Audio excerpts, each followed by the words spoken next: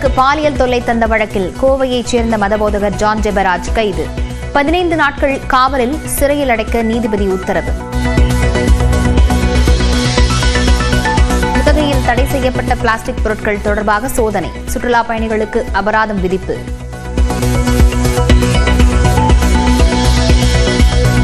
மசோதாக்களுக்கு ஒப்புதல் அளிக்க குடியரசுத் தலைவருக்கு கால நிர்ணயம் செய்ததற்கு எதிராக விரைவில் சீராய்வு மனு. குடியரசுத் தலைவர் தரப்பு வாதங்களை கேட்காமல் உத்தரவு பிறப்பிக்கப்பட்டிருப்பதாக குற்றச்சாட்டு. மதுரையைச் சேர்ந்த பிரபல ரவுடி வரிச்சூர் செல்வத்தை சுட்டுப்பிடிக்க உத்தரவு. கோவையில் கட்ட பஞ்சாயத்திற்காக ஆயுதங்களுடன் பதுங்கியிருப்பதாக கிடைத்த தகவலின் பேரில் காவலர்கள் சோதனை. கரமக்குடி அருகே மீனம்பட்டியில் ஜல்லிக்கட்டு. 850 காளைகளுடன் களம் கண்டுள்ள 350 காளையர்கள்.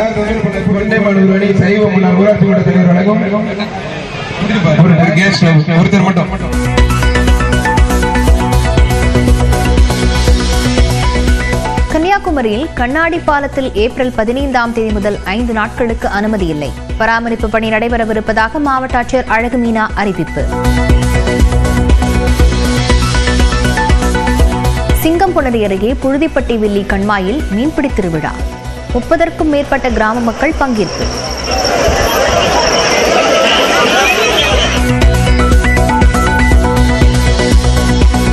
கடலூர் மாவட்டத்தில் என்கவுண்டரையும் மீறி லாரி ஓட்டுநர் மீது மீண்டும் தாக்குதல். 25,000 ரூபாய் ரொக்கத்தை பறித்துச் சென்றவர்கள் யார் என விசாரணை. திருவண்ணாமலை அருகே காரும் அரசு பேருந்தும் மோதி விபத்து. காரில் சென்ற 4 பேர் உயிரிழப்பு. திருவாரூர் அருகே 8 மாத குழந்தைக்கு மிக்சியில் உணவு தயாரித்த போது மின்சாரம் தாக்கியது. தாய் உயிரிழந்த பரிதாபம். காங்கிரசின் 661 கோடி ரூபாய் சொத்துக்களை கையகப்படுத்தப் போவதாக அமலாக்கத்துறை நோட்டீஸ். நேஷனல் ஹெரால்ட் முறைகேடு வழக்கில் நடவடிக்கை. வக்ஃப் சட்ட திருத்தத்திற்கு எதிராக மேற்கு வங்கத்தில் தொடரும் போராட்டம். வன்முறைக்கு 3 பேர் உயிரிழப்பு. தமிழ்நாட்டின் பல்வேறு பகுதிகளில் உள்ள தேவாலயங்களில் குருத்தோலை ஞாயிறு பவனி. நூற்றுக்கணக்கான கிறிஸ்தவர்கள் பங்கேற்று வழிபாடு.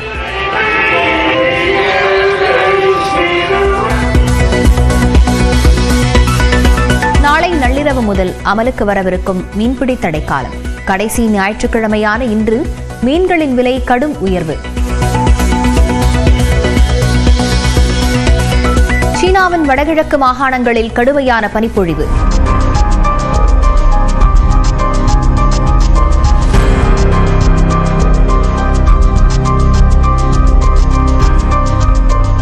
மற்றொருபுறம் சூறாவளி காற்றால் மக்களின் இயல்பு வாழ்க்கை பாதிப்பு. உதகையில் தடை செய்யப்பட்ட பிளாஸ்டிக் பாட்டில்களை எடுத்து வந்த சுற்றுலா பயணிகளுக்கு வருவாய்த்துறையினர் அபராதம் விதித்தனர். நீலகிரி மாவட்டத்தில் ஒருமுறை பயன்படுத்தப்படும் பிளாஸ்டிக் பொருட்களுக்கு தடை விதிக்கப்பட்டுள்ளது. இதனை பொருட்படுத்தாமல் உதகைக்கு வரும் சுற்றுலா பயணிகள் தடை செய்யப்பட்ட பிளாஸ்டிக் பாட்டில்கள் உள்ளிட்டவற்றை எடுத்து வருவது தொடர்கதையாகி வருகிறது. தடை செய்யப்பட்ட பிளாஸ்டிக் பொருட்கள் எடுத்து வருவதை தடுக்கும் விதமாக வருவாய்த்துறையினர் வாகன சோதனையை தீவிரப்படுத்தியுள்ளனர். விடுமுறை நாளான இன்று உதகைக்கு அதிக அளவில் சுற்றுலா பயணிகள் படையெடுத்து வரும் நிலையில் உதகையின் நுழைவு வாயிலான ஃபன் சிட்டி பகுதியில் காலை 7 மணி முதல் வருவாய்த்துறையினர் சோதனையில் ஈடுபட்டுள்ளனர். ஆம்னி பேருந்துகள் மற்றும் கார்களில் சோதனை செய்த அதிகாரிகள் 1 லிட்டர் பிளாஸ்டிக் பாட்டில் மற்றும் அரை லிட்டர் பிளாஸ்டிக் பாட்டில்களை பறிமுதல் செய்து அபராதம் விதித்தனர். ஆம்னி பேருந்துகளுக்கு 500 ரூபாயும் கார்களுக்கு 100 ரூபாய் முதல் 200 ரூபாய் வரையிலும் அபராதம் விதிக்கப்பட்டது. குருத்தோலை ஞாயிறையொட்டி தமிழ்நாடு முழுவதும் தேவாலயங்களில் குருத்தோலை பவனி மற்றும் சிறப்பு ஆராதனை விமரிசையாக நடைபெற்றது. கிறிஸ்தவர்களின் தவக்காலம் தொடங்கி 5 வாரங்கள் முடிவடைந்த நிலையில் இன்று குருத்தோலை ஞாயிறு வழிபாடு கடைபிடிக்கப்படுகிறது.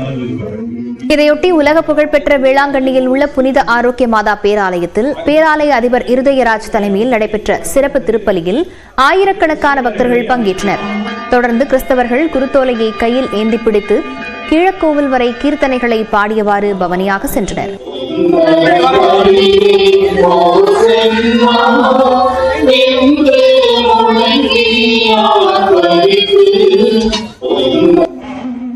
அதன்பின் வேளாங்கண்ணி பேராலய கலையரங்கில் தெலுங்கு, மலையாளம், ஆங்கிலம், ஹிந்தி, தமிழ் ஆகிய மொழிகளில் சிறப்பு திருப்பலிகள் நடைபெற்றன.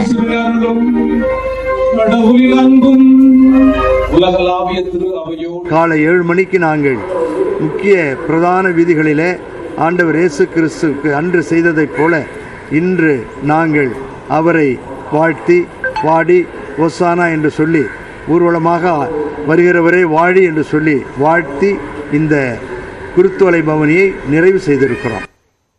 பாமகவின் தலைவர் பதவியிலிருந்து அன்புமணியை நீக்கி தன்னைத்தானே தலைவராக ராமதாஸ் அறிவித்த நிலையில் தானே பாமகவின் தலைவர் என அன்புமணி ராமதாஸ் அறிக்கை வெளியிட்டுள்ளதால் தந்தை மகன் இடையேயான மோதல் வலுத்துள்ளது. பாட்டாளி மக்கள் கட்சியின் தலைவர் பொறுப்பையும் நானே எடுத்துக் கொள்ளுகிறேன். மருத்துவர் அன்புமணி ராமதாஸ் பாட்டாளி மக்கள் கட்சியின் செயல் தலைவராக நியமனம் செய்கிறேன்.